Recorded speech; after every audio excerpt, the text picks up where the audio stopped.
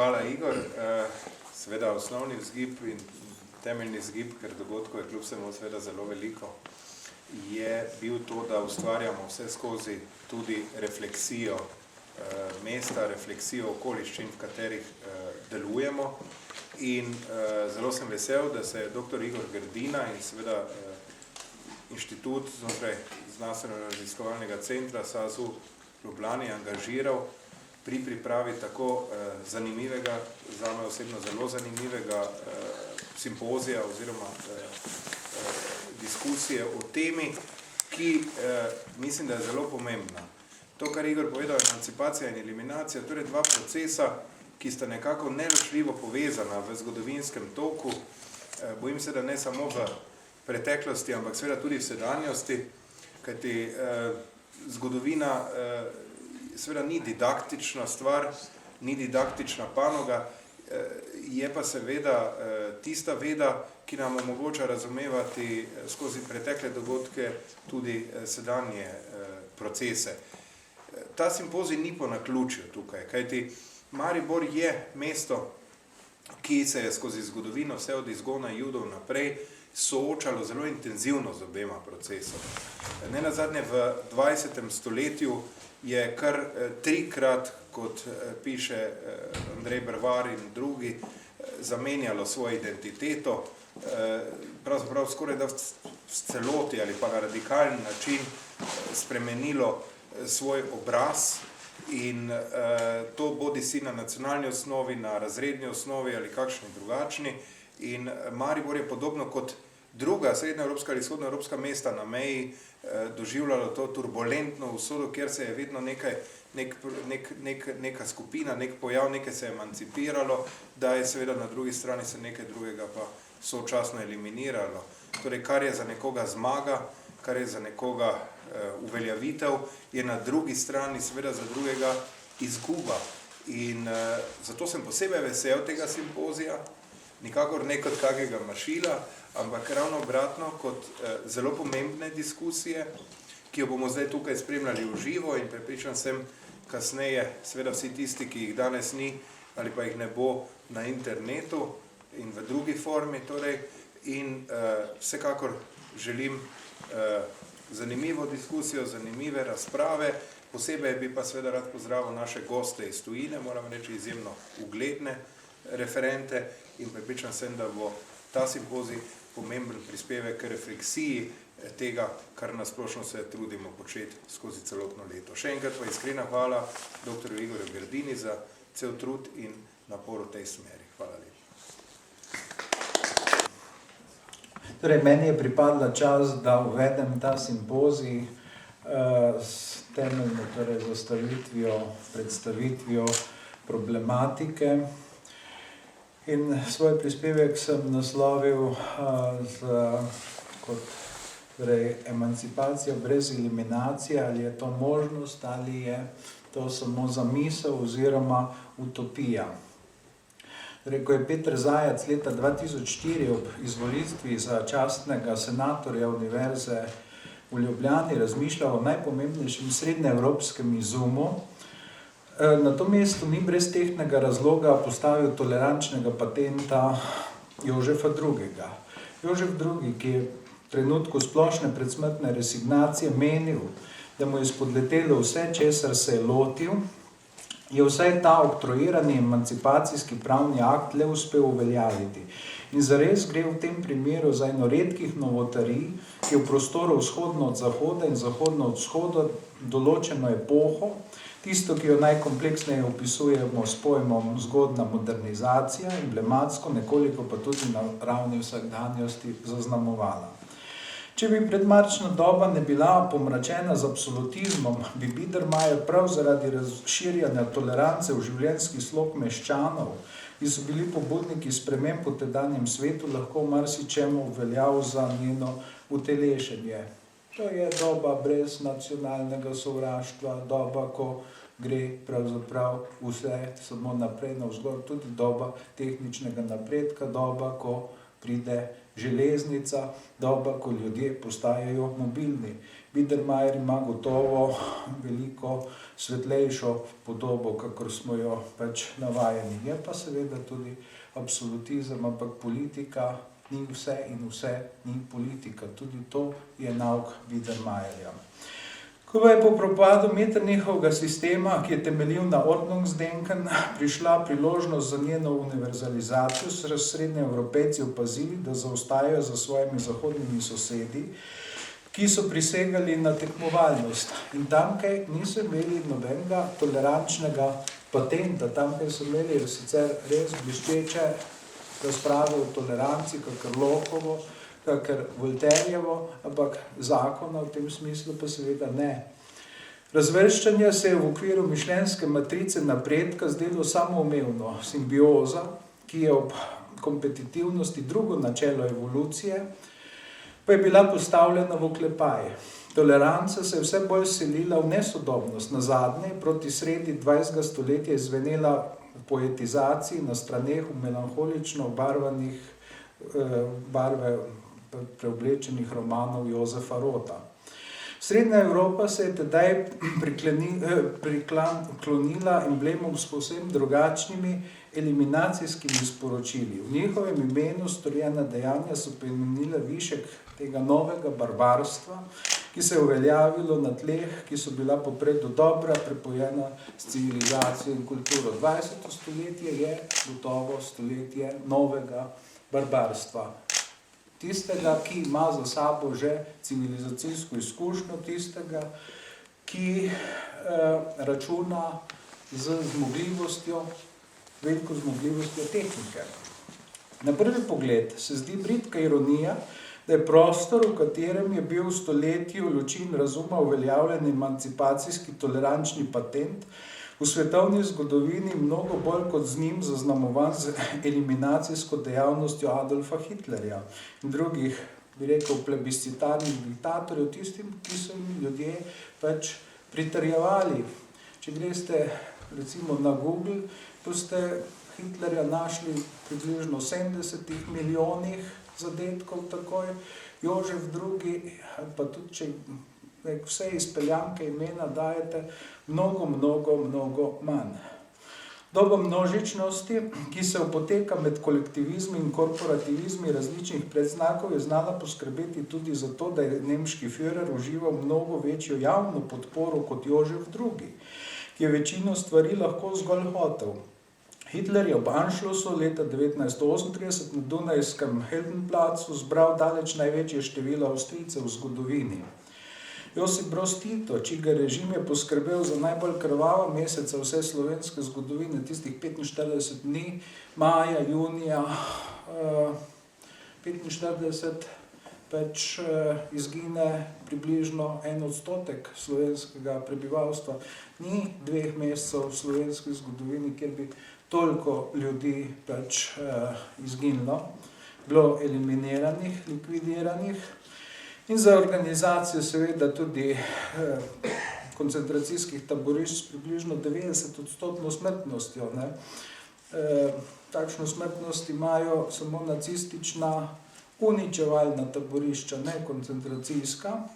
In oboji so bili, torej maršal Tito je leta 1954 na Ostrožnem pri Celju nekaj podobnega naredil s Slovenci. Oboji so bili na shodu samo navdušeni in paradoks je seveda ta, da je Tito takrat ljudem v leta 1954 očital, da pojejo preveč belega kruha oziroma sploh kruha. Potem so žemlje zmanjšali in so bile imenovane ostrožnice. To zdaj starši naši še seveda vedo. Gotovo je bil maršal Tito nekaj posebnega, prekršil celo tisto pravilo kruha in iger. Kot plebiscitarni diktator, torej nekdo, ki je res užival množično podporo, si je nekaj takšnega lahko dovolil. Jožef II zagotovo ni bil pričakan niti približno s podobnim vzhičenjem. Značilno v zgodovino niti ni zapisan kot veliki, ker ni bilo usodno samo zanj, ampak tudi za Habsburško dinastijo, ki je pripadal, se je tako ostala brez enega samega člana s tem pridelkom. Habsburžani nimajo nikogar velikega. Marija Terezija bi lahko bila, ampak ona je tolikšna posebnost zato, ker je ona in je edina ona med Habsburžani. Na drugi strani je bil Hitler celo tako vseobsegajoče pomemben, da se ni zdelo preveč bizarno ali preneznatno po njem poimenovati niti endemskega hrošča, ki ga je mogoče srečati v slovenskem kraškem svetu. Zdaj, jaz sem od starih zgodovinarjev, pa ne znam uporabljati PowerPointa, pa takšnih stvari. Tule sem vam prinesel sliko tega hrošča Hitlerja.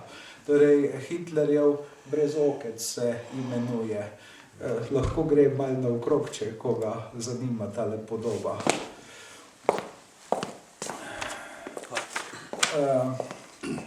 To se pravi, nacistični diktator se tako ni uveljavil kot ime za košček sira, kakor mu je bilo po analogiji z Napoleonom, ki je postal konjak, ter z Bismarckom oziroma njegovim slanikom, leta 1942 prerokovano v znamenitem filmu Ernsta Lubitša To be or not to be.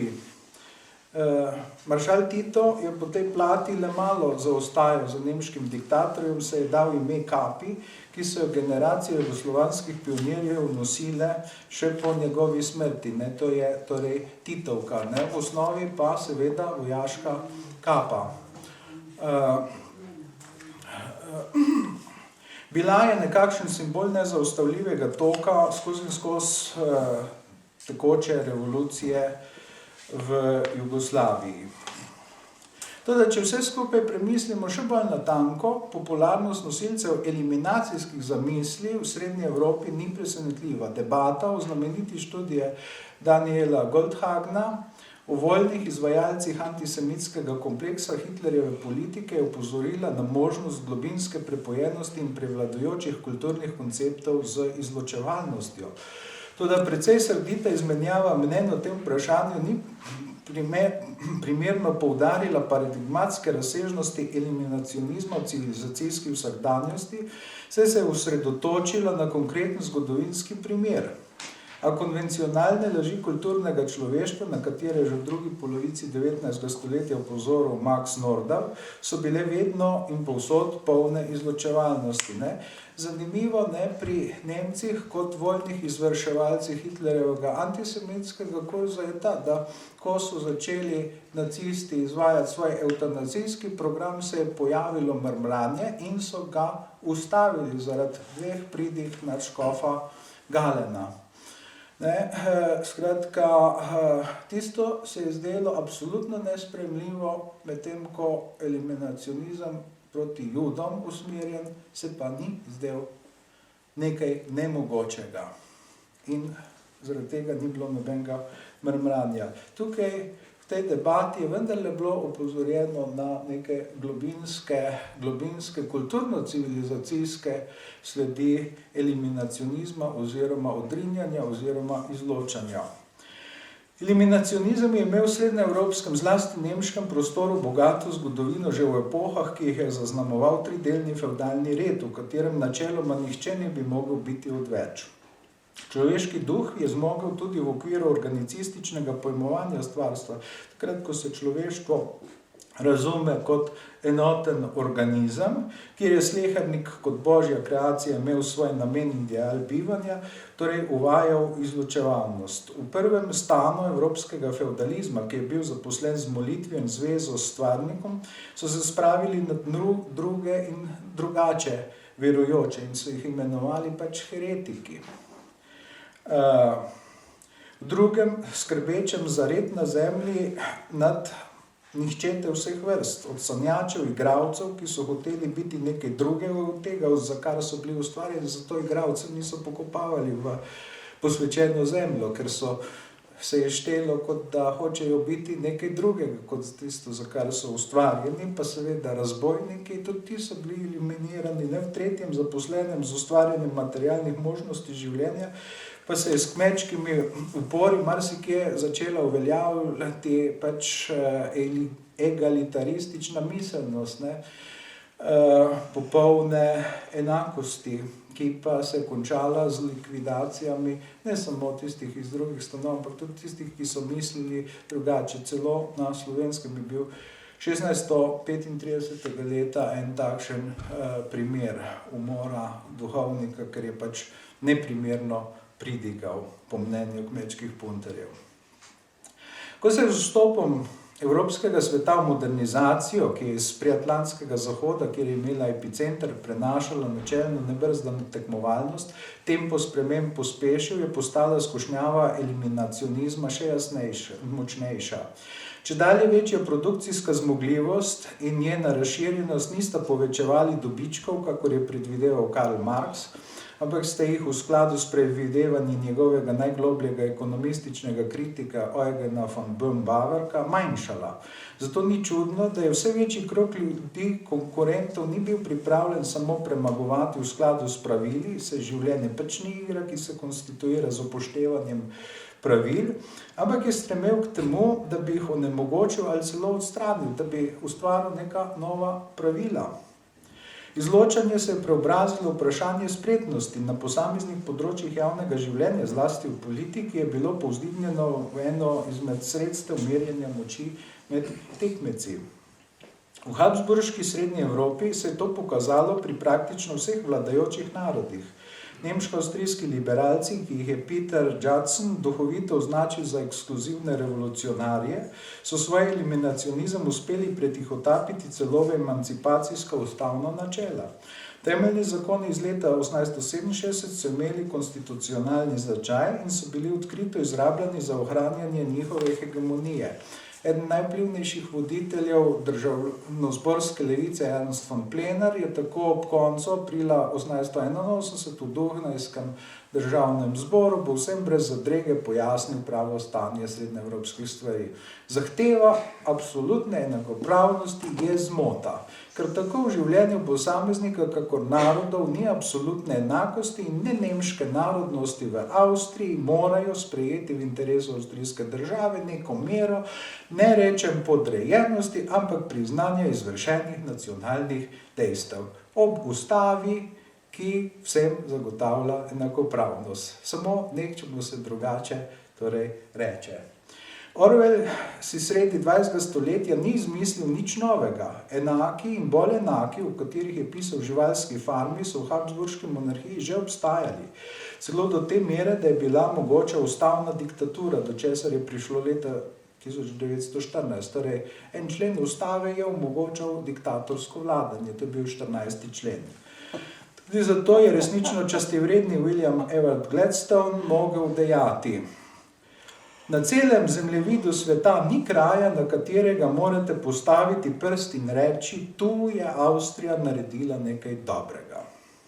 20. stoletje je potem v tekmovalnosti prineslo samo eliminacijsko radikalizacijo in posploševanje konkurenčnega boja na eni ter izrabo emancipacijskih načel zanje na drugi strani. Izločevalnost se je v dialektičnih pogledih, ki so v delovanju nasproti videli instrumente netežnje, celo pojavila kot pospeševalka emancipacije. Slednja ne bo dosežena z dvigom zapostavljenih, temveč z odstranitvijo vseh, ki po takšnih ali drugačnih lastnostih oziroma značilnostih odstopajo od idealnega tipa bitja prihodnosti.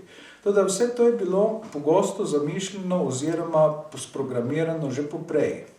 Razredni socialisti so s komunističnim manifestom 1848 oznanili, da bodo v vsako revolucijo poskušali vnesti svoje eliminacionistične vizije, torej proti posedovalcem produkcijskih sredstev, so bile usmerjene. Njihovi nacionalni semenjaki, torej nacionalni socialisti, ki so bili v času Maurice'a Barresa, prav on jih je leta 1898 postavil na politični zemljevid, to je francoski izum, nacionalni socializem. Ekskluzivisti pa so prav tako hitro našli pot do enako radikalne izločevalnosti. V boji so potem pripeljali projekt družbe, to je nečesa, kar bi prvič v zgodovini zajelo vse ljudi do katastrofe. Socialna zamisel, ki se je na evropskih tleh porodila iz krščanskega, odrešenskega univerzalizma in in emancipacijskosti tistega pramena razsvetljenstva, ki ni poskušal zaviti k egalitarnosti ali utvari o obči volji, je z Leninom, Hitlerjem in Stalinom doživela ne samo dokončno demoliranje, ampak po vsej verjetnosti paradoksalno tudi svojo definitivno idealizacijo, docela platonskega tipa. Veliko vprašanje je, ali bo še kdo lahko brez hotene naivnosti gojil utvaro, da bi nekaj takšnega kot družba lahko nastalo. Da tisti, ki govorijo o njej kot o nečem obstoječem in ne kot projektu, ki ga je treba pač vedno dopolnjevati, dodelovati, ne mislijo karkoli dejanskega, je postalo jasno pred nedavnim, ko o propadu države v Bosni in Hercegovini, Afganistanu ali Iraku zunaj trdnih skupnosti ni bilo mogoče srečati nič drugega kot Hobsovski boj vseh proti vsem. Družba bi morala obstajati, tudi če se država sesuje, če je nekaj resnično obstoječega. Če pa je projekt, je pa seveda malce drugače. Je pa odvisna od nekega stroja, tudi tega mrzlokrvnega stroja, ki se mu pravi država in ki mogoče ravno zaradi tega ni tako zelo mrzlokrvn. Nič socialnega ni preživelo razsula, torej mrzlokrvnega ali celo zatiravskega etatističnega stroja, ki je vsaj v imenu funkcionalistične učinkovitosti preprečeval, da bi se ljudje drug drugega lotevali na skrajno izločevalen način. Jožefinska uveljavitev emancipacijskega tolerančnega patenta z oktroajem, drugače kot v okviru razsvetljensko-absolutistične vladarske paradigme, da je potrebno ukazati, pomanjkljivo izboljšati in opuščeno kaznovati, tako je Jožef II. Definiral nalogo uradnika in sebe imel seveda za prvega uradnika države. Ga ne bi bilo mogoče narediti za zakon. In na drugi strani množična podpora mnogim eliminacijskim ukrepom v 20. stoletju povsem jasno kaže na napeto razmerje med vključevanjem in izključevanjem v zgodovini. Zastavlja se celo vprašanje o njuni medsebojni povezanosti, še zlasti zato, ker je bila eliminacija pogosto upravičevana z emancipacijskimi gesli. Dejansko je do tega prihajalo v vsaki revoluciji od francoske 1789 do komunističnih, fašističnih in nacionalsocialističnih prevzemov oblasti v imenu rase, naroda, v imenu razreda. Je prihajalo potem do takšnih žalostnih prizorov eliminacijskih. Eliminacija je tako pogosto postala realni obraz uresničevanja emancipacijskih gesel. To je bilo mogoče zato, ker se spreminjanje sveta nikoli ni zadovoljevalo z vzpostavljanjem novih odnosov med ljudmi, ampak je zmerom pomenilo tudi poskus preoblikovanja njih samih, novega človeka ustvariti. Kajti emancipacija je pač potrebna takšnemu človeku, takšnemu, kakršen je, da se po diktatu spremeni. Eliminacijski problem emancipacije je nastal zato, ker tisti, ki miselno niso bili soglasni z obstoječim stanjem, slednjega niso samo interpretirali, ampak jim je šlo za to, da ga predrugačijo. Zato so namesto lansiranja spremenjevalskih performativov iskali razloge in izdelovali izgovore za vzpostavitev novih stanj. Njihovo konstituiranje je bilo podrejeno akcionizmu. Slednji v imenu učinkovitosti in ubiranja najkrajših poti k cilju poseže po eliminaciji tistih, ki se ne prilagodijo ne njej, ne njemu. Ampak emancipacija, ki je samo to in nič drugega, je vedno, na vse zadnje to pokazala tudi usoda najpomembnejšega srednjeevropskega izuma, tolerančnega patenta Jožefa II. Samo performativ. Nekaj večno hotenega. In vidite, za Jožefom II. Niso ostali pri nas niti spomeniki, podrti so bili, niti ulice. Za tistimi ljudmi, ki so pa nastopali drugače, pa je ostalo mnogo več. Nikakor ne samo hrošči in kape. Hvala lepa.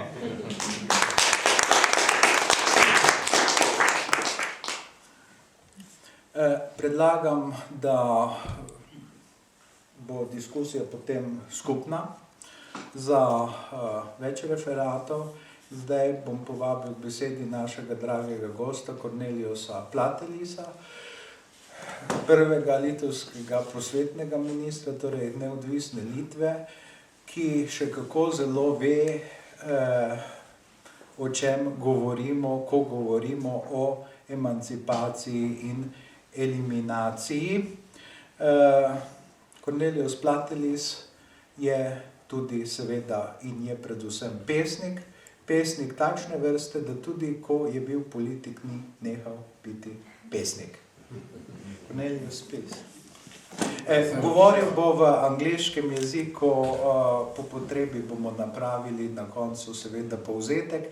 Zakaj tako? To Mitja Čander dobro ve, ne, ker vse takšne stvari se pri špagi končajo. Prosimo za razumevanje.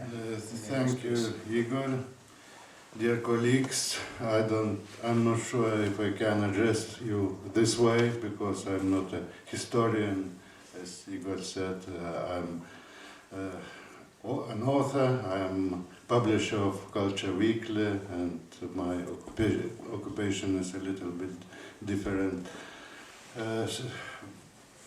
How I see eliminations and emancipations, how I understand the subject, talking only about eliminations and emancipation, we can easily switch to lists of enumerations that would be true, but not able to reveal the real, if even personal, picture of changes that our societies experienced during the last 2 decades.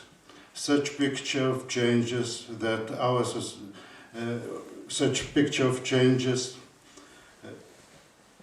such lists would be opened for all kinds of interpretations and would be a very comfortable tool for those who still are eager to use history for their political reasons. In fact, every elimination that takes place in one or another way, or at least part of it, is not erased from our memory, but considered and evaluated from a new perspective.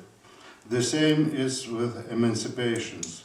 They come to the surface of public mind together with new considerations that are different from those discussed in kitchens and cellars of people from countries with pro-Soviet regimes. I'm not a scholar of history, as it said. I'm from Lithuania, a country that was part of former Soviet Union, where eliminations of history, literature, authors, and artists were real and more severe than in other countries of the Soviet bloc, outside the USSR, I mean. Nevertheless, even in these times, not all the history was eliminated, only evaluated in a special ideological way. The main object of all eliminations and later emancipations in my country was the period of history between and before and after Second World War. Lithuania lived under occupation of Soviets and Nazis for 4 years, from the 15th of June 1940 to the 11th of March 1990 or 1st September 1991, when Soviet troops left the country. The first 10 years after the Second World War, when the Soviets came back chasing Nazis, were especially atrocious for Lithuanian society. The partisan war against Soviet invaders went on in the country till the end of 1952, though the last group was beset and killed only in 1965. Around 20,000 fighters and their supporters perished in this war. Around 300 pluralism of opinions and evaluations. that became a real challenge for the society used to easy solutions. Some concrete knowledge was specified as well. The approximate figures I mentioned before come from the Genocide and Resistance Research Center of Lithuania. In this sense, they are emancipated. There was no possibility to make such statistics before the liberations. The research in this field is difficult even today. A part of Soviet archives were taken to Moscow or Russia. A part was destroyed or hidden by local KGB people. The reliability of those sources is under question as well for different reasons. Another theme that more visibly came to the public discussions in the last 2 decades is Holocaust. Some Lithuanians collaborated with Nazis killing Jewish fellow citizens. Some were saving and hiding them. Unfortunately, many more were killed than saved. The scale of this disaster is shocking. The number of victims is countable between 170 and 200,000.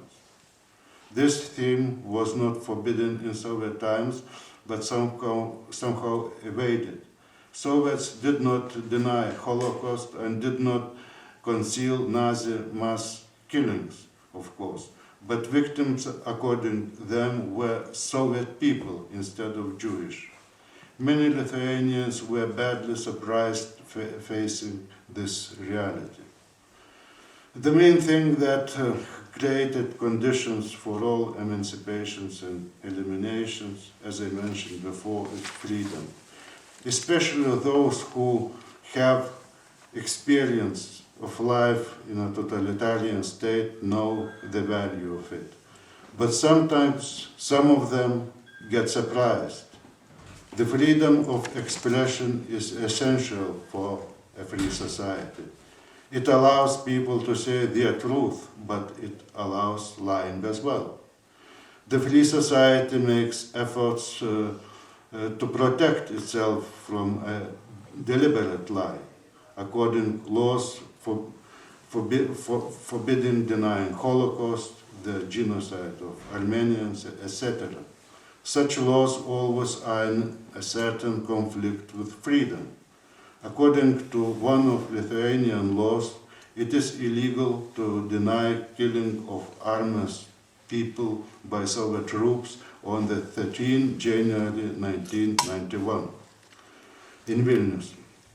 One man, leader of former renamed communists, was put on trial by another politician for saying in public that Lithuanians were shooting at Lithuanians during these events.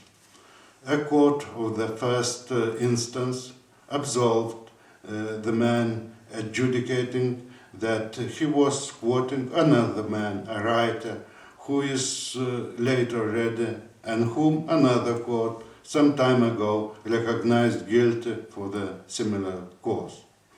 The man, after the trial, said to a press that the freedom of speech won.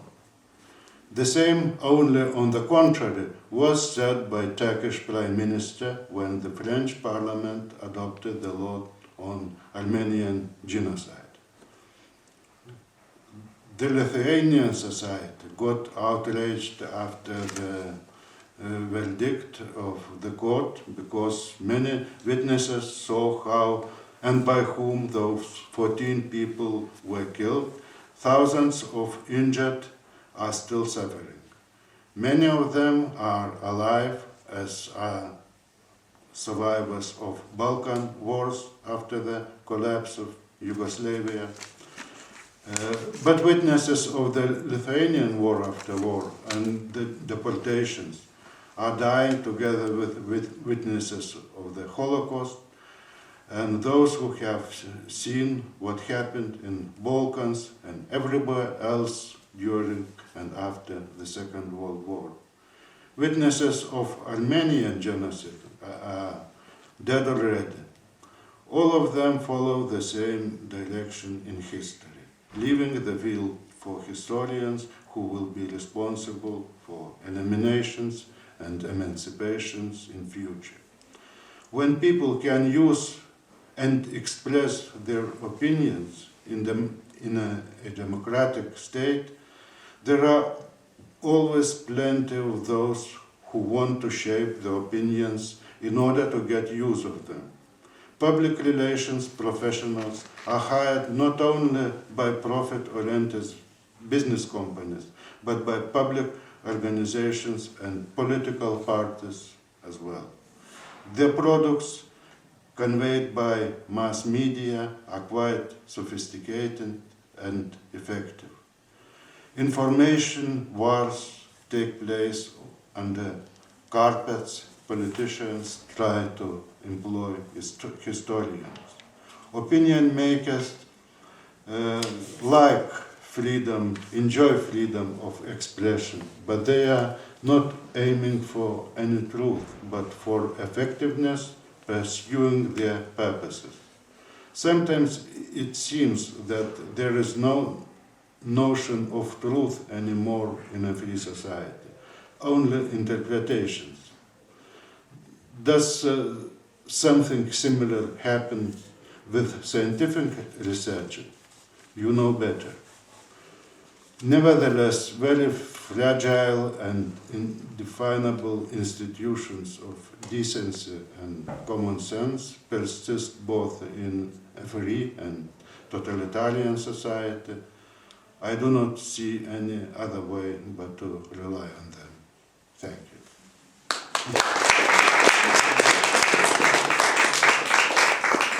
Torej, Korneliusu najlepša hvala. Odprl je zelo pomembno temo spomina in eliminacijskih na eni strani in emancipacijskih ukrepov. Na neki način tisto, čemer bi rekli ekonomija spomina, kako ravnati s tem v razmerah zelo težke nacionalne zgodovine. Mi Slovenci si predstavljamo, da smo največji mučeniki zgodovine. Tukaj imamo primer skupnosti, naroda, ki ima daleč težjo zgodovino. Če sem govoril jaz o eliminaciji 1%, če so slovenske žrtve druge svetovne vojne 100.000 približno na 1.600.000 Slovencev v takratnem matičnem ozemlju, govorimo pri Litovcih o popolnoma drugačnih številkah, nekje tam, kaj, če se prav spominjam, četrtino do tretjino Litovcev neodvisne Litve leta 45-46 ni bilo več na svojem mestu, bili so ali deportirani ali seveda odseljeni. In potem je Kornelius seveda načel vprašanje razlike med zavestjo o eliminaciji in emancipaciji v dveh tipih držav, to se pravi totalitarni ali seveda na drugi strani demokratični. Opozoril je predvsem na pri nas komaj da znano poglavje litovske vojne po vojni, to se pravi partizanskega, seveda proti komunističnega in proti sovjetskega gibanja, ki je nekje tam do časa njegovega rojstva bilo še živo, to se pravi do leta 52, še konča se pa ta vojna pravzaprav šele 1965. Mogoče je zaradi tega tudi pojasnilo, zakaj je v Litvi ostalo kompaktno litovsko prebivalstvo, da je bilo manj naseljevanja kot v druge province Sovjetske zveze, ravno zaradi tega, ker je bilo to nemirno področje. Potem je Kornelius govoril tudi o vprašanju eliminacije v zvezi z posameznimi poklici, to se pravi neke sektorske eliminacije, ki je pa pravzaprav specialiteta lahko ne samo totalitarne države in je upozoril seveda na njihov primer, kako se je duh tiste njihove zgodovinske zavesti vendarle ohranjal, emancipacija skozi osebno oziroma zasebno sfero življenja. Seveda, jaz bi lahko iz poznavanja njegove življenjske zgodbe dodal še to, ne? Ime ima Kornelijus seveda, torej starorimsko. To je bila pač politika imenovanja, ker litovskih imen v sovjetskem obdobju ni smelo biti. Takšnih, ki so bila primerna, ne, da bi otroka imenoval traktor ali pa ne vem kaj podobno, ali pa lunohod, kar je tudi bilo mogoče takrat, ne, pa Litovci seveda niso hoteli dati. Ne. Tako da jaz poznam tudi Litovca, ki se imenuje Zenonas, torej Zenon in tako dalje. Ne. Skratka, ko poznamo litovsko zgodovino, to zelo težko zgodovino, nam postane jasno, zakaj so stvari takšne. Ne. In seveda je Kornelijus govoril tudi o tem, kako je sedaj v postsovjetskem obdobju, opozoril na seveda zelo ključen problem, kako nekateri zelo pomembni segmenti javnega življenja pravzaprav delujejo po principu učinka in jih predvsem to zanima, zlasti seveda medije, ki niso krivi sami medijski ljudje, ampak logika tega, da se boriš za pozornost, ki je pa nekoliko seveda drugačna od tistega, kar bi v emancipacijskem smislu bilo najpomembnejše. Seveda, to je moj kratek, prosti povzetek njegovega bogatega referata. Upam, da kolikor toliko verodostojno, seveda pač z mojega stališča, kaj sem jaz razumel kot seveda glavno. Cornelius, thank you. In zdaj napovedujem še zdaj za kot tretjo referentko v prvem delu še Katjo Mihurko Poniš, ki bo spregovorila o posebnem vidiku emancipacije in eliminacije na primeru Zofke Kvedrove. Torej, če smo pač zdaj prisiljeni nekoliko naključno poslušati malce v drugačnem vrstnem redu referate, pa vendarle je neka logika v tem, da če sem jaz govoril o najsplošnejšem in Kornelijus o nekem posebnem primeru, iz katerega pa se da zelo veliko splošnega tudi o tej temi reči, bo Katja spregovorila na čisto osebni ravni, torej ene osebnosti, torej Zofke Kvedrove, ki sicer ni prva pomembnejša slovenska pisateljica, je pa še vedno ena najpomembnejših. Katja, prosim. Hvala lepa za prijazen uvod. Hvala lepa tudi za vabilo na ta izjemno zanimiv simpozij, na izjemno zanimivo, pomembno temo in seveda tudi med kolege znanstveno odlične strokovnjake na tem področju. Še čestitke. Pesniško odlične. Tako, umetniško. Čestitke tudi seveda organizatorjem EPK-ja, skratka veliko veselje mi je, da sem danes tukaj, da se to dogaja, še posebno seveda kot rojeni Mariborčanki, tako da lepo je biti spet tukaj. Svoj referat sem naslovila s kar takšnim obsežnim, dolgim naslovom in sicer Svetovljanstvo za ceno izključitve iz slovenske narodne skupnosti, izseljenska izkušnja v življenju in delih Zofke Kveder. V referatu bom torej predstavila, kako je Zofka Kveder svojo migrantsko izkušnjo in poglede na problematiko izseljenstva preoblikovala v literarna besedila. V njih je prikazala izseljence, a prav tako ljudi, ki bodo to šele postali. Prikazala je torej njihovo potovanje v novo domovino.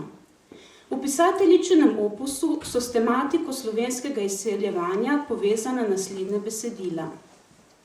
Doma, to je v bistvu od preloma stoletja naprej so nastajala, torej prvo bom povedala samo za prvo, Doma 1902, potem pa sledijo naprej proti začetku Prve svetovne vojne, potem Črtice, Amerikanec, Potovalci, Pot v Ameriko, Amerikanci, to je seveda znana drama, Domotožje, Tinka, Tovariš in esejistični zapis Slovenci v tujini. Zofka Kveder v navedenih besedilih izraža spoznanje, da je odhod v tujino emancipacijsko dejanje, osvoboditev od spon, ki težijo človeka v domačem okolju. A hkrati v teh tekstih odkrivamo tudi misel, da je cena pridobitve novih izkušenj, materialnih dobrin in osebnostne rasti občutek izločenosti, izključenosti iz nekaterih procesov, ki so pomembni dejavniki pri oblikovanju človekove identitete. Zofka Kveder kot migrantka opozarja, da je za proces eliminacije kriva tudi prva domovina, ki se premalo zaveda, kaj pomeni to, da jo ljudje zapuščajo. A hkrati ne spregleda, da proces asimilacije v novo okolje zahteva, da izseljenec izbere novo identiteto, ki se največkrat oblikuje z izključitvijo določenih dejavnikov, ki so bili vez s preteklostjo, velikokrat celo materinega jezika. Emancipacija Zofke Kveder, prelom s tradicionalno vlogo ženske v 19. stoletju, kot bitje, ki ima omejene možnosti gibanja in delovanja v javnem življenju, je tesno povezana z njenim odhodom v svet. Zofka Kveder je emancipiranka, ker je migrantka in obratno. Iz domače vasi na slovenskem podeželju pobegne najprej v najbližji večji kraj Kočevje, potem Ljubljano, ki kmalu seveda postane premajhna, da bi v njej res razprla krila, zato se odpravi v Trst.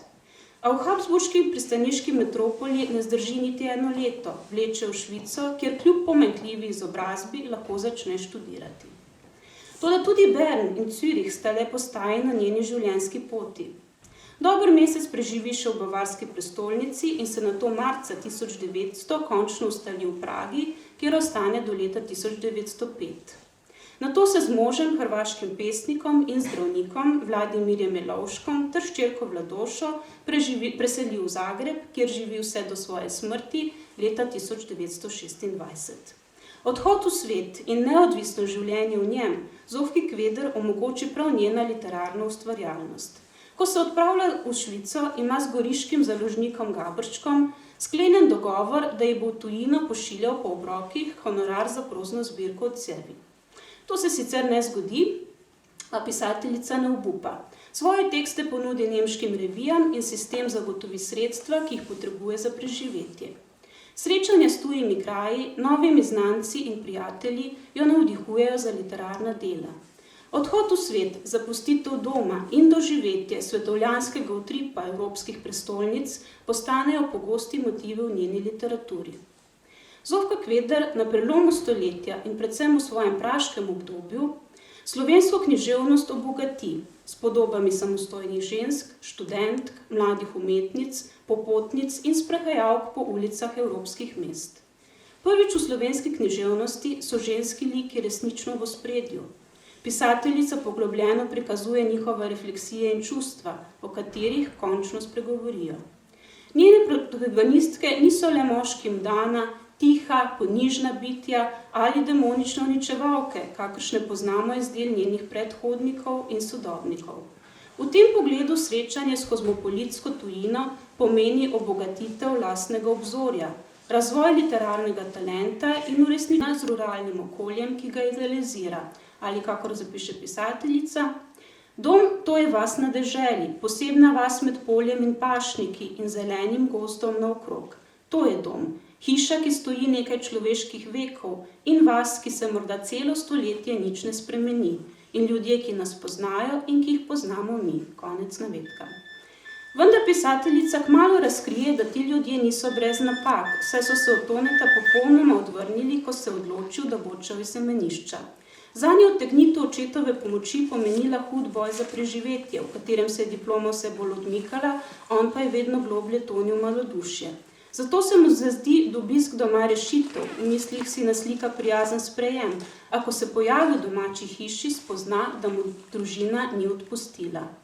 Pisateljica prepričljivo riše značajske podobe članov Tonetove družine. Pobožno mater, ki živi v strahu pred trdim, skopuškim možem in se mu nikoli ne upre, brata in sestro, ki mu očitata, da sta zaradi njega še vedno neporočena, saj ima oče ničesar ne da. To ne začuti, da jim je popolni tujec. Tudi mati mu ne more dati nobene tolažbe, saj samo jadikuje nad izgubljenim sinom nevernikom. Pisateljica v dolgem dialogu med materjo in sinom razkrije dva pogleda. Konzervativno materino pobožnjakarstvo, zaradi katerega ne more prisluhniti sinu in začutiti njegove ljubezni, temveč ga skuša vrniti cerkvi. Mati ne more razumeti, da sin veruje v notranji imperativ, ki mu sledi in zaradi tega ne dela nič slabega. Pred njo se Tone popolnoma odpre, razkrije ji vse svoje notranje boje. Citiram. Zdrknil je pred njo na kolena in jo objel. Vso dušo je vsilil v pogled in vse srce je položil v to ime. Konec citata. Vendar matere ne umešča, zanjo je izgubljeni sin, ker je tako rekel župnik, ko je Tone napisal članek proti klerikalizmu. Odide od njega in Tone ostane sam. V domači hiši kljub temu ostane še nekaj časa, čeprav mu družina ne izkazuje nobene prijaznosti. Materi in sestri na ljubo odide celo k maši, a kljub temu si ostanejo tuji. Očetu ni všeč, da le postopa naokrog, zato Tone spozna, da se mora za vselej odtrgati od doma in oditi. Pisateljica zgodbo zaključi s Tonetovim spoznanjem, da mora nazaj v svet.